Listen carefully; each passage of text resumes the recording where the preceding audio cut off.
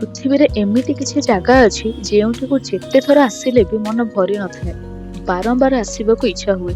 सेही भली एक जगह है प्रभु श्री जगन्नाथंकर धाम पुरी। आपण जेते थर भी आसुथुवे सब नुआ नुआ ही लागिवो आ सेही नुआ एक्सपीरियंस को एक्सप्लोर करिया पई आमे आसिलु पुरी। हेलो फ्रेंड्स, जय जगन्नाथ।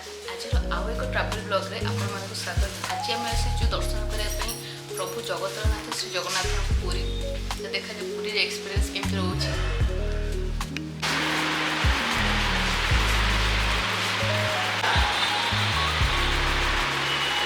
समस्त पूरा रेडी जीवा पई। नानी हां जीवा जीवा रेडी पूरा रेडी। ये ले मो आई से बहुत एक्साइटेड अच्छे जगन्नाथ मंदिर जावाई।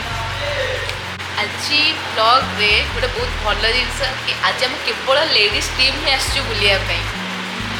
आई मो सिस्टर मामा आ मु मात्र एतिकी आम आसचु बुलियापाई पूरी। देखा जाए कौन हो आम एक्सपीरियंस। समस्त रेडी रेडी। रूम रे टिके फ्रेश हेकि आमे बाहर जाइलु प्रभु श्री जगन्नाथंकर दर्शन करिया पई। पुरी रे आमे होटल RL रे रहतु जोटा कि समुद्र कूल रे ही थिला। ये हला आम होटल बहुत क्लीन आ अफोर्डेबल भी थिला।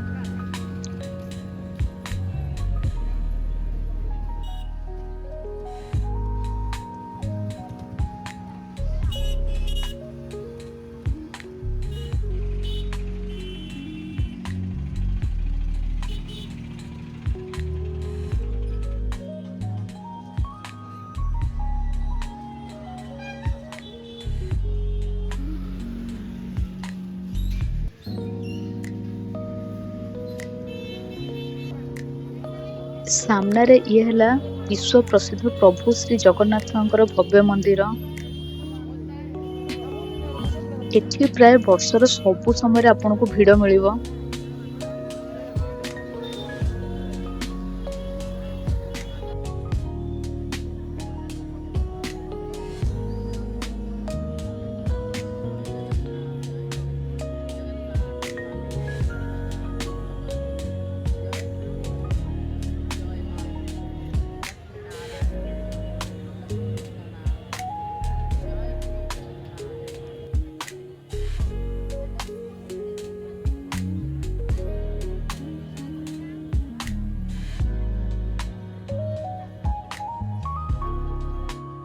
प्रभु जगन्नाथों कृपारु तांको आमे भलरे दर्शन करिके आसिलु।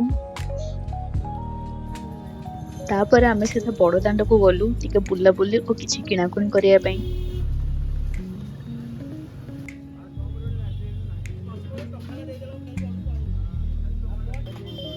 ये हला पुरी रो फेमस मटर पानी और मटर सूप। पुरी रो मटर पानी रो टेस्ट गोटे अलगा प्रकार रो। जो माने एक्सपीरियंस करचंदे कमेंट करके मते जणांतु।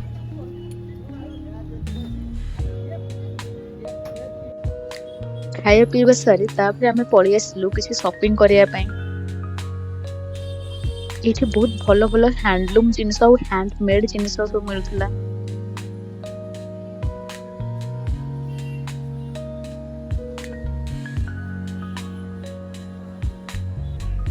रूम को आसे कि आमे टिके फ्रेश है कि आमे सीधा जाइतलु बाली ऊपर बसिथिबा स्टॉल मान बुलिया पई।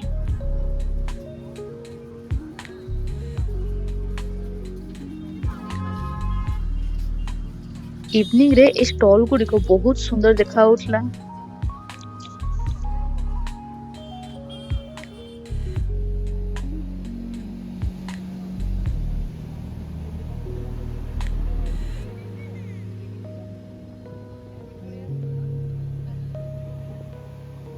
ये हला इवनिंग रे समुद्र रो व्यू।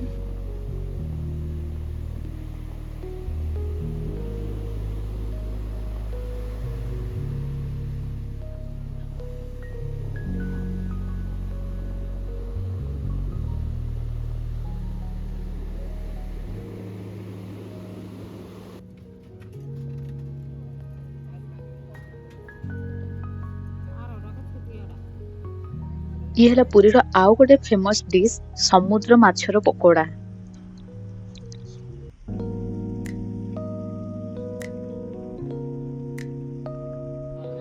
ତାପରେ ଆମେ ପଳେଇ ଆସିଲୁ ଆମ ହୋଟେଲର ରେଷ୍ଟୁରାଣ୍ଟକୁ କିଛି ଡିନର କରିନେବା ପାଇଁ।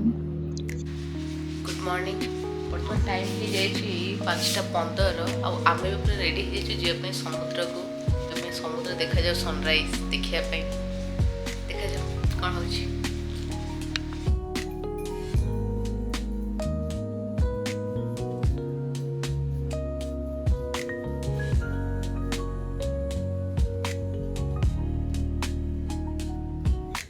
କ୍ଲାଉଡି ହେଇଛି ଆଜି ସନରାଇଜ୍ ଦେଖାଯିବନି।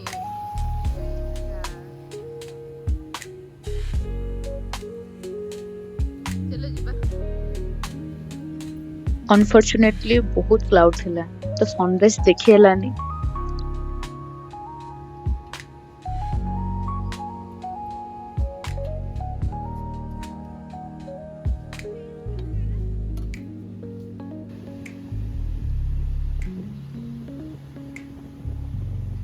ଆଜି ତ ସନରାଇଜ୍ ଦେଖିବାକୁ ମିଳିବନି, ପୁରା କ୍ଲାଉଡ୍ ଅଛି ଯୋଉ ଜାଗାରେ ସନରାଇଜ୍ ହୁଏ।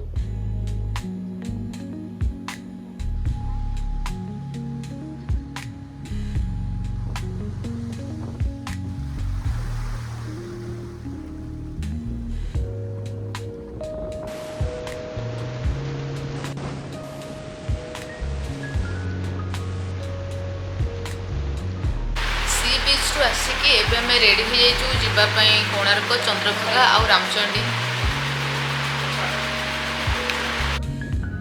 ରୁମରେ ରେଡି ହେଇକି 7ଟା ବେଳେ ହୋଟେଲ ଚେକ୍ ଆଉଟ୍ କରିକି ଆମେ ସିଧା ବାହାରି ଯାଇଥିଲୁ ବୁଲିବା ପାଇଁ। ପୁରୀ ବିଚ୍ ପାଖରେ ରହିବାର ଏଇଟା ଗୋଟେ ଡିମେରିଟ୍ କି ଆପଣଙ୍କୁ ସକାଳ 7ଟା ବେଳେ ହିଁ ହୋଟେଲ ଚେକ୍ ଆଉଟ୍ କରିବାକୁ ପଡିବ।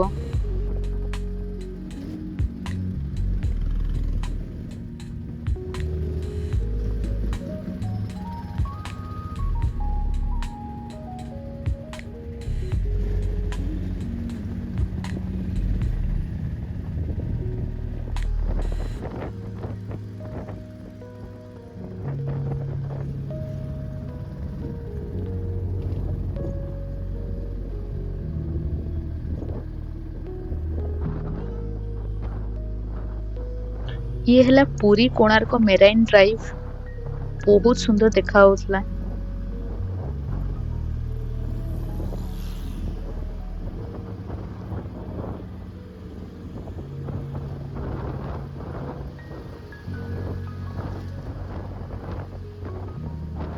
ଏବେ ଆମେ ଆସି ପହଞ୍ଚି ଯାଇଛୁ କୋଣାର୍କରେ। ଆମ ଲେଡ଼ିଜ୍ ଟିମ୍ରେ ଆଉ ଜଣେ ଲେଡ଼ିଜ୍ ଜଏନ୍ କରିଛି, ସିଏ ହେଲା ପ୍ରଥା। ଚାଲନ୍ତୁ ଦେଖିବା କୋଣାର୍କ।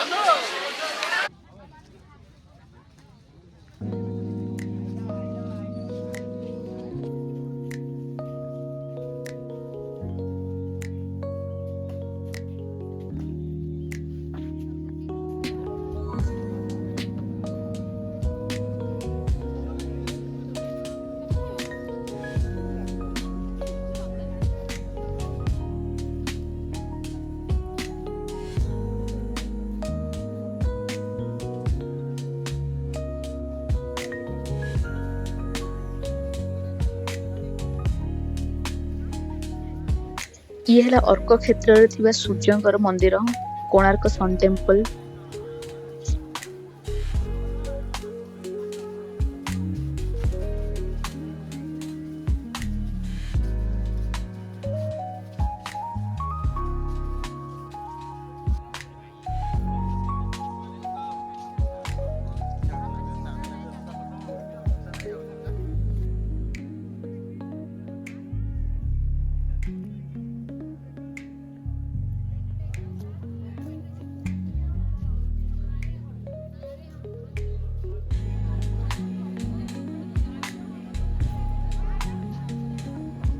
କୋଣାର୍କରେ କିଛି ଟାଇମ୍ ସ୍ପେଣ୍ଡ କରି ଆମେ ସିଧା ବାହାରି ଆସିଥିଲୁ ବୁଲିବା ପାଇଁ ଚନ୍ଦ୍ରଭାଗା ସି ବିଚ୍।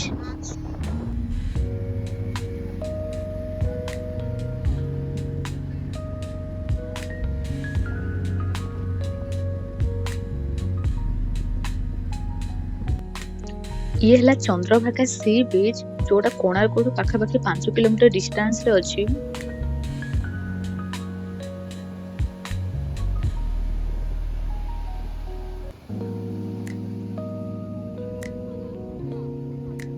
ଇଏ ହେଲା ଚନ୍ଦ୍ରଭାଗା ସି ବିଚ୍।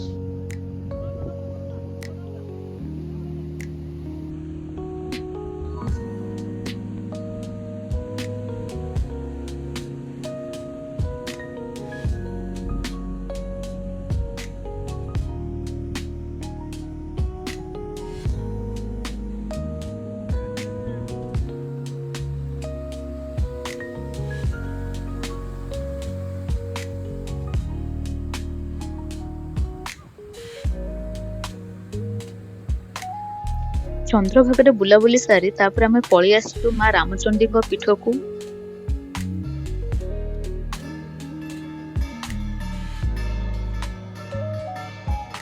ଇଏ ହେଲା ମାଙ୍କ ମନ୍ଦିର।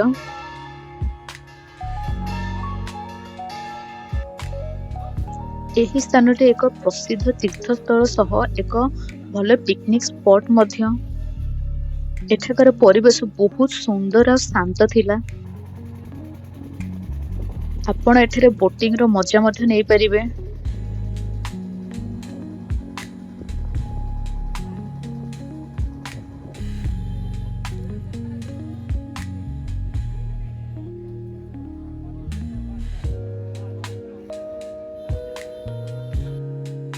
ଏହିପରି ଭାବରେ ଆମର ପୁରୀର ଗୋଟେ ସର୍ଟ ଟ୍ରିପ୍ କମ୍ପ୍ଲିଟ୍ ହେଇଥିଲା। ଭିଡ଼ିଓଟିକୁ ଆରମ୍ଭରୁ ଶେଷ ପର୍ଯ୍ୟନ୍ତ ଦେଖିଥିବାରୁ ଆପଣଙ୍କୁ ବହୁତ ବହୁତ ଧନ୍ୟବାଦ। ମୋ ଏକ୍ସପିରିଏନ୍ସ ଆପଣମାନଙ୍କୁ କେମିତି ଲାଗିଲା ମୋତେ କମେଣ୍ଟ କରି ଜଣାନ୍ତୁ।